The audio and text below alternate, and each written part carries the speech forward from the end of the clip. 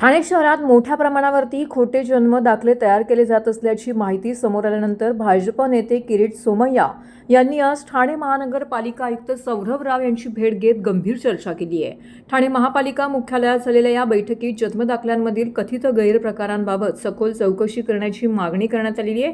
किरीट सोमय्या यांनी यावेळी बोलताना खोटे जन्मदाखले तयार करून त्याचा गैरवापर होत असल्याचा आरोप केलाय. अशा प्रकारामुळे शासकीय नोंदींची विश्वासार्हता धोक्यात येत असून संबंधित प्रकरणाची सखोल चौकशी करून दोषींवरती कठोर कारवाई करावी अशी मागणी त्यांनी केली आहे. तसेच ते जन्मदाखले बनावट असल्याचं आढळतील तर ते तात्काळ रद्द करावेत असंही त्यांनी स्पष्ट केलं आहे.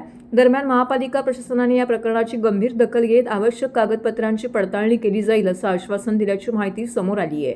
या प्रकरणामुळे ठाणे महानगरपालिकेच्या जन्ममृत्यू नोंद विभागातील कामकाजावरती प्रश्नचिन्ह उपस्थित झाले असून येत्या काळात या प्रकरणात आणखी काही खुलासे होण्याची शक्यता व्यक्त केली जाते. यावेळी किरीट सोमय्या यांच्यासह उपमहापौर कृष्णा पाटील, नगरसेवक भरत चव्हाण, भाजप पदाधिकारी आणि कार्यकर्ते उपस्थित होते. जन्म प्रमाणपत्र घोटाळा समोर आला होता. मुख्यमंत्री देवेंद्र फडणवीस यांनी 3 लाख जन्म प्रमाणपत्र वर्ष 2025 मध्ये रद्द करायला लावले. आता मुंबई महापालिकेत 87,347 बेकायदेशीररित्या जन्म प्रमाणपत्र दिले गेले. त्यासाठी SIT मुख्यमंत्री महोदयांनी घोषित केली आहे. अशाच पद्धतीने ठाण्यात जन्म प्रमाणपत्र घोटाळा झाल्या असल्याची आम्हाला आज खात्री पटली आहे. गेल्या 2 वर्षात 2024, 25 आणि 26 ठाणे इथे 7,000हून अधिक बोगस बेकायदेशीररित्या जन्म प्रमाणपत्र देण्यात आले तर लक्षात येत आहे. आज माननीय उपमहापौर, महापालिकेचे सगळे संबंधित अधिकारी आणि आमची बैठक झाली. त्यात या विषयावर विस्तृत चर्चा झाली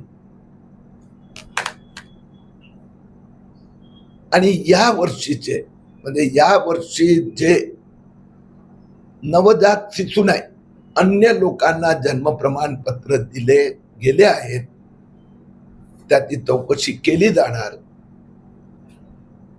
ठाणे महापालिकेत एक विचित्र गोष्ट लक्षात आली आहे की एकाच वेळी इथे 2 जन्म प्रमाणपत्र देण्याची सिस्टम चालू आहे. एक केंद्र सरकारची CRS सिस्टम आणि दुसरी ठाणे महापालिकेने सुरू ठेवलेली TRP सिस्टम, जे बेकायदेशीर आहेत. या संबंधात मी मागणी केली आहे की ठाणे महापालिकेने गेल्या 5 वर्षात जे एडल्ट लोकांना मोर देन 18 इयर्स वाल्यांना सुधारित किंवा नवीन किंवा स्थलांतरित ज्यांना जन्म प्रमाणपत्र दिले आहेत त्यांचा फोरेन्सिक ऑडिट करा. जन्म घोटाळ्यावर जास्त लक्ष देत आहे कारण की आपण बंगालमध्ये पाहिलं 64 लाख बांगलादेशी मतदारांची नावं रद्द करण्यात आली कारण की SIR मध्ये सगळे पुरावे द्यावे लागतात.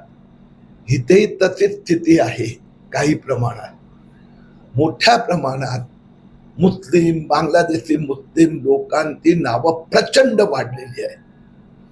तर SIR मध्ये अशा प्रकारचे बोगस जन्म प्रमाणपत्र वापरण्याचे शक्यता असल्यामुळे सध्या आमचं लक्ष बोगस जन्म प्रमाणपत्र जे बांगलादेशी मुस्लिम माफिया जे आहेत आणि त्यांना काही राजकीय नेत्यांचं जे पाठबळ आहे, जे मुस्लिमांना, बांगलादेशी मुस्लिमांना वोट बँक म्हणून त्यांचं संरक्षण करत असतात, असा राजकीय नेत्यांचं आणि काही भ्रष्ट महापालिका अधिकारी